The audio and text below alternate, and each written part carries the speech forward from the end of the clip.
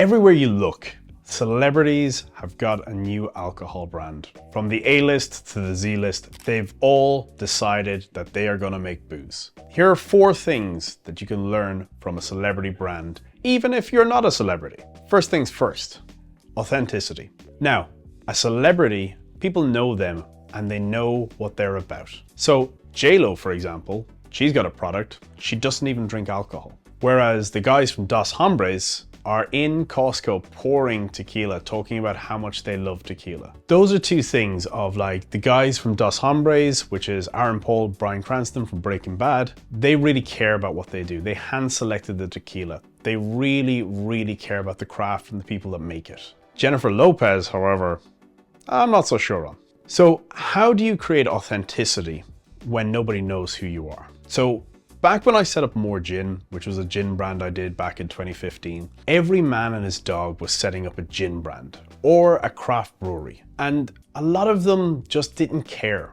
They just wanted to make a quick buck. They didn't even drink gin or they didn't drink beer. And it was just one of these things of they were just in it because it was a rising tide. And I'm going to tell you right now, the alcohol industry is hard. If you don't really love what you do and you don't eat, sleep and breathe this, you're going to fail and you're going to lose a lot of money. You're going to burn yourself out. So you really, really have to give a about what you're making and about how you're selling it. And it is going to consume your life. Now, if that hasn't put you off, here's the second tip. So tip number 2 is distribution. Distribution is key. You've made a great product, you love what you do, now it's getting people to buy it and making it available in lots of places. Now, this was a problem for Danny DeVito.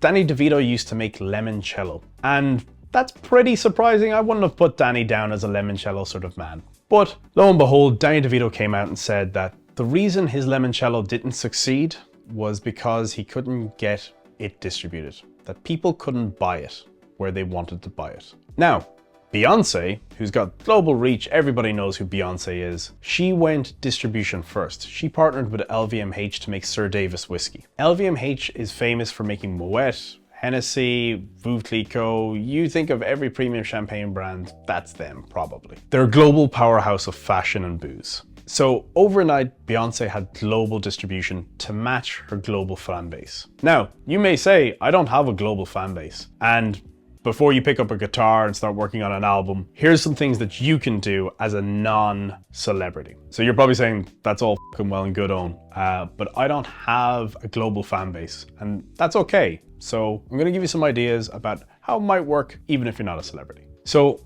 there's been brands that have been set up, and if you wait to go to market and you're looking for distribution at that point, realistically, you want to be working with distributors from the beginning. I know of companies that sold a percentage of their company to distributors in order to gain distribution in those markets, so that when the company succeeded, the distributor also succeeded. Because you see all of these big buyouts that are happening in the alcohol industry. So if Beyonce needs a distributor, you definitely need a distributor. And if you need help finding a distributor, I've put a link in the description below. So 3 is building community. So we all know about Dwayne "The Rock" Johnson and his Tequila Terramania. And for years before he launched Terramania, The Rock was always drinking tequila on a Friday night and talking about how he loved eating pizza and drinking tequila. And it's very much about him. And then he went full community building. He brought everybody along the journey of him going down to Mexico, selecting the tequila he was going to make and bringing people along the journey.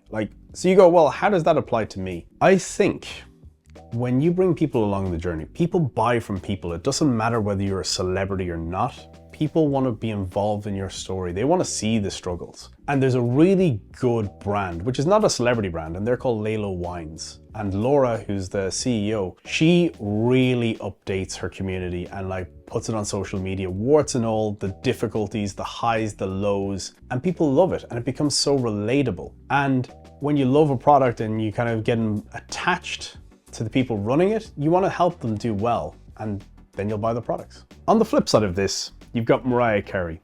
And Mariah Carey had a brand called Angel Champagne. And if you look online, you'll struggle to find a picture of Mariah even holding it. Now, she did shout it out in a tweet one time, and there's kind of no surprise that this disappeared in 2012. And it's clearly because she wasn't really in it. Like, she put her name on it, but I don't think she was really backing the brand. She could have had a great like marketing, like on her Christmas video, she could have updated like, all I want for Christmas is Angel Champagne, but she didn't. She didn't really back it, put her name on it. And that's really not what people believe in. And people back people, they buy authenticity.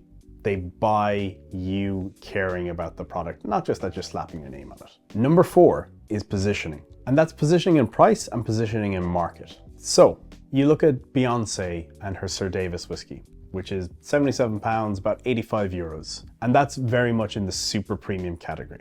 And if you look at Proper 12, which some UFC fighter, celebrity brand, that's more down at the 20 to 25 pound mark, or 30 euros, thereabouts. And they're very, very different at ends of the spectrum. When I was running my gin, I picked a brand that we would be in the market at the same price as, or within about 3 euros. And that brand was Hendrick's Gin, which was in the premium level. And when we were expanding to different markets, how did we price in Germany versus, in Sweden or in Denmark? And it was always useful to have a reference point that we could compare ourselves to. So how does this apply to your brand? Positioning in the market is super important. And when you're expanding into new countries, it's really, really difficult to actually figure out what price this is going to be on shelf. Because you've got to take in a whole lot of factors, like how much is the average wage in a certain country? How much are the alcohol taxes? And what we did, which was pretty cheeky, we let one of the big companies do all the research, do all the data, and then we copied their pricing strategy per country. And we were generally within inside about 3 euros of that product, no matter what the market. Now, there's certain markets where it was more expensive because the taxes were more expensive, or they were running massive discounts that we just couldn't match. But as a rule of thumb, we just picked products that was similar to ours, that would have a similar demographic, and we just copied the pricing strategy. So you need to know how you position yourself, whether it's ultra premium, premium, super premium, standard, budget. So pick a competitor that you feel like you most align with, or that your product is kind of similar, or you'd have a similar demographic of buyer. And then align your pricing similar to theirs. Like maybe you're more premium, maybe you're less premium. Maybe you want to go in on a strategy that is undercutting them. Align that strategy with someone who's already done the research and done the hard part. So there you have it. 4 things that we can learn from celebrity alcohol brands. Have you seen anything different that celebrity brands do, or is there anything I've missed? Let me know in the comments below, and don't forget to like and subscribe.